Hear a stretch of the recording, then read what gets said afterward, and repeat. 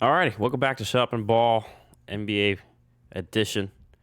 We're getting to the end of the season here, but as per usual, I'm Aaron. I am joined by Mr. John Harris. John, how was your Fourth of July? How was your weekend so far? It's pretty good. Got to hang with the family. It's been raining a lot here in Texas. I Yeah, assume that you're getting a lot of rain too. So has been the best, but luckily last night it didn't rain uh, for most of the night. So yeah, not too much going on. Kind of humid, but we hit 1,000 followers, so that was definitely a highlight. yes, that was, and so that, I mean, that's amazing because we have almost been. I don't think it's been a year yet. I gotta check and see when we officially. I think we're getting close to the year mark. We're getting. I think we're like a few weeks away from our first episode. Yeah, just awesome. Once again, didn't expect to do that in year one, so it's great that we're hitting that. And yeah, I'm excited. Yeah. So obviously July 4th weekend. Hopefully everyone has safe and fun July 4th. Hopefully if your dogs are like some of the dogs I know, hopefully they're okay. I know, it can be a rough time for them, and also, I know some vets with PTSD. So, but regardless, hopefully everyone had fun and safe 4th of July. But we got basketball to attend to, and we're starting hitting to the nitty gritty. But so we're gonna get into the most recent result first. The Milwaukee Bucks managed to beat the Atlanta Hawks despite injury to Giannis, and I know the Hawks had Trae Young was injured, and we can talk about and obviously wasn't 100% in Game 6. I think we could all see that, but regardless, Bucks advance in 6. Kind of a wild series back and forth. I'll let you handle it first. What were your thoughts in this series, and I guess how both teams look going forward. Well, of course, I've gotten every series wrong about the Hawks. I took the Knicks, I took the 76ers, and now I took the Hawks and they lost. Yeah. And I thought once Giannis went down, I was like, oh man, I'm going to be right about this one. Nope. Um, I, I think that overall, what a lot of people it's interesting because I think at the beginning of the year, the Suns, the Hawks, and the Wizards were like the three teams really being praised for their offseason moves. Obviously, the Suns worked out fantastically. The Hawks exceeded expectations. The Wizards did about sort of what everyone expected. Um, but I think the Hawks are the most interesting out of those three just because they they aren't like although they exceeded expectations in the playoffs, they were exactly who we expected them to be. Like play style wise, like they were not a very good defensive team, and we saw that in this series. Even with Giannis being out, they could not stop Chris Middleton. I mean, they would slow him down for a while, but then it felt like typically the third quarter he would just go crazy. Drew Holiday had a really good series. Brooke Lopez had that one game where he looked, like prime Brooke Lopez, where he was just Yeah. working people in the post. So it was an impressive win for Milwaukee. I know some people are going to try and discount them. I know that a lot of people are already doing that for the Suns because of the injuries that opposing teams have had. But the fact that they were able to stay resilient, especially after Giannis goes down, and what was it, game 3, game I 4, want to say it was somewhere Game around there? 4. I think Trey got hurt Yeah. Game 3. Okay, yeah. So Giannis long goes ago now. down like somewhere in I think halfway through game 4, and then all of a sudden once that happened, the Hawks just took over and blew him out. And so it would have been really easy for that team to think, man, they are just without Trae Young, they still just blew us out because we didn't have our best player.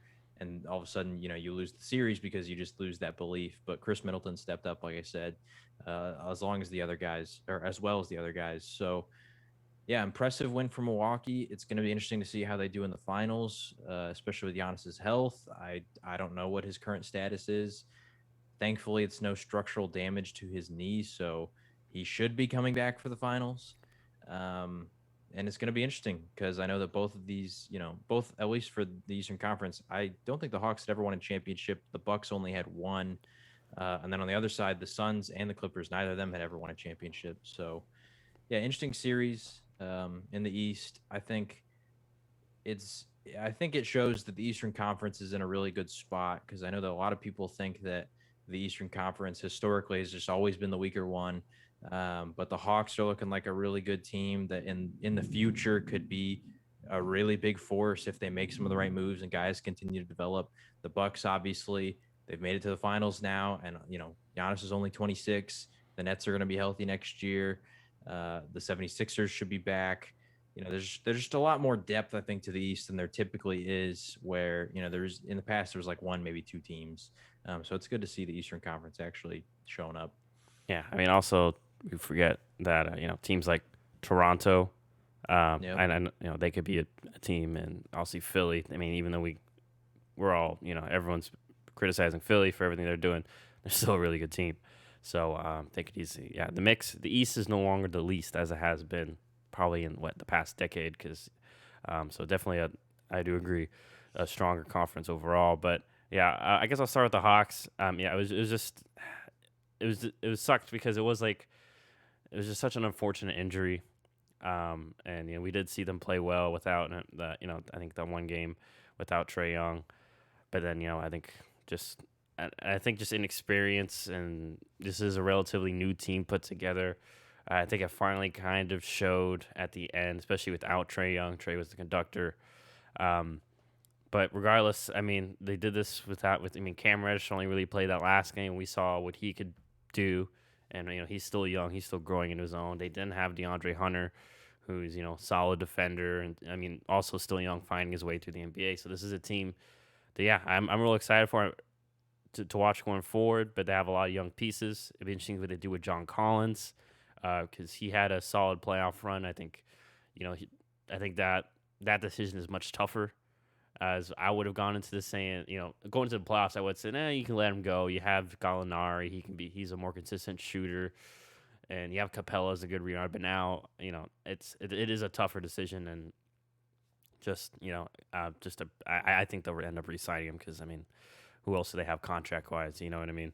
Except for really Capella, and I think Gallinari. But I think they might do the thing that we talk about in the NFL, where we're gonna take advantage while Trey's on his rookie deal before he gets his supermax.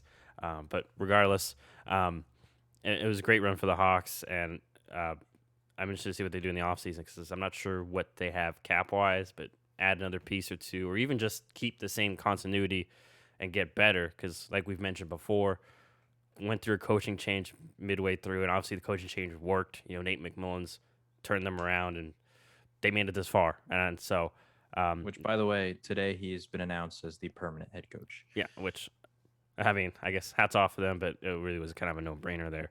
Yeah. So yeah, and in regards to the Bucks, I think I want to start with Drew Holiday. I mean, Drew's always kind of been slept on through his career. I mean, I think especially after Philadelphia, because I think when he started, I think his first few years, there was the excitement like, oh man, this guy could be a premier point guard. He was in the conversations with John Wall, Dame. I think he was around the same time with Damian Lillard. But obviously, Philly went through the process, and then they traded him to the Pelicans. And for a while, even though they had Anthony Davis, I mean, we all know the Pelicans were stinky mid tier, and it wasn't until recent years, and then after AD left, even then though, it wasn't until I think Drew got his proper respect, and then now goes to the Bucks. I think we saw him finally play solid, have good offensive numbers, because we all know that casual fan loves offensive numbers. It was good to see. I mean, it was good to see him do that, but I wasn't surprised because he's done that before, and I think that's why a Drew Holiday and the Brook Lopez have value, is because they've been asked to play bigger roles before in their careers, and yeah, now they're more kind of role players. But I think we saw it with Giannis out and Milton struggling at times. Those two were able to step up, and that's a huge thing for the Bucks, and obviously why they won the series. Help them going forward. But yeah, I guess I'm interested to see the health of Giannis going forward. That is a concern. And I'm not. It's a tricky injury, and especially for a guy like we've mentioned before, Giannis, who is predicated on his athleticism.